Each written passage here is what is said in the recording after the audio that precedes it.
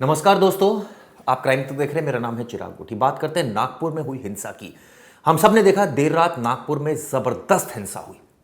कई सारी ऐसी तस्वीरें सामने हैं जिसमें जो प्रोटेस्टर्स कहूं या दंगाई कहूं, क्या कहूं इनको, हम सब ने देखा किस तरह से वाहनों को क्षतिग्रस्त किया गया, पुलिस कर्मियों पर अटैक किया गया और आपको बता दूं एक डीसीपी लेवल के अधिकारी पर कुल्हाड़ी से अटैक किया गया। इस तरह की जानकारी भी निकलकर सामने आ रही है। इतना ही नहीं, ये बताते हैं तलवारों से भी हमले किए गए कई लोगों पर और 50 लोगों को अब तक इसमें अरेस्ट कर लिया गया है। 5 एफआईआर दर्ज हुई है।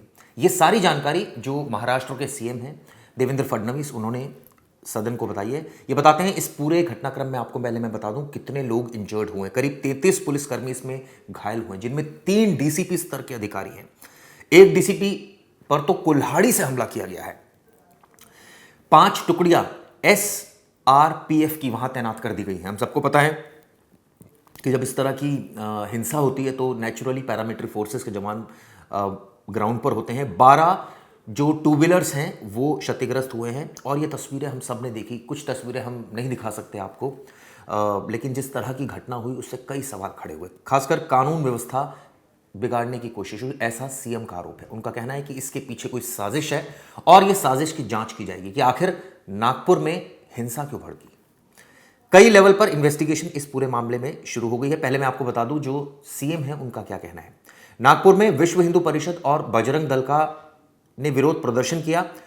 प्रदर्शन के बाद एक अफवाह फैल गई। यह अफवाह क्या थी? शाम को अफवाह ने तूल पकड़ लिया, जिसमें यह कहा गया कि एक प्रतीकात्मक कब्र पर रखी गई चादर पर धार्मिक चिन्ह था। इसी अफवाह के कारण मामला गरमाया और हिंसा की घटनाएं हुई और उसके बाद हम सबको पता है कि एक सुनियोजित हमला लगता है, ऐसा उन्होंने कहा है। और ये कहा है कि कानून व्यवस्था अपने हाथ में लेने की किसी को कोई इजाज़त नहीं दी जाएगी। हम भी अपील करते हैं क्राइम तक के माध्यम से कि सांप्रदायिक सौहार्द बना रहना चाहिए, वहाँ पर किसी तरह की हिंसा नहीं होना चाहिए, कानून व्यवस्था बनाए रखी जानी चाहिए और जो लोग कानून और व्यवस्था को नहीं बनाते उनके खिलाफ सख्त एक्शन होना चाहिए। इसमें आपको बता दूं 12 दोपहिए वाहन क्षतिग्रस्त हुए हैं। यह भी पता चला है कि घटनास्थल पर 80 से 100 लोगों का जमावड़ा था। इस तरह की जानकारी निकलकर सामने आ रही है। हम सब ने देखा कल देर रात जो तस्वीरें आई वो उसने वाकई हैरान करके रख दिया कि किस तरह से एकाएक ये हिंसा फैली और उसके बाद लगातार कई तस्वीरें इसमें सामने आती रही। एक क्रेन और जेसीबी समेत 4 पहिए वाहनों को जलाया गया, ये भी हमने देखा। इसके अलावा कुछ लोगों पर हमले किए गए और वो भी तलवारों से हमले किए गए। एक डीसीपी पर कुल्हाड़ी से हमला गया, ऐसा सीएम ने कहा है। आप सोचिए,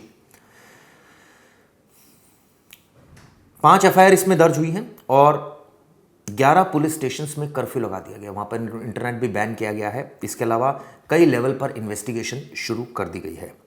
पुलिस का कहना है कि इसमें जांच की जा रही है।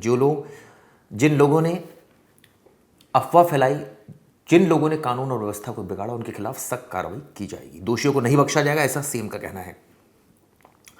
सीएम ने कहा कि पुलिस पर हमले बिल्कुल बर्दाश्त नहीं किए जाएंगे, सख्त कार्रवाई की जाएगी।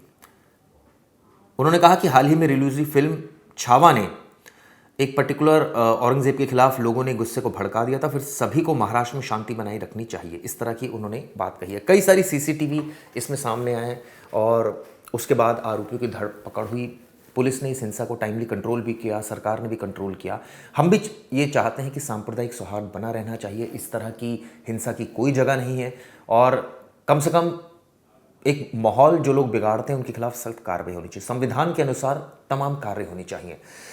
अब इसको लेकर ऑब्वियसली लगातार एफआईआर भी दर्ज हो रही है, सीसीटीवी खंगाला जा रहा है, जांच की जा रही है कि ये साजिश किन लोगों ने रची, इसके पीछे आखिर मंशा क्या थी।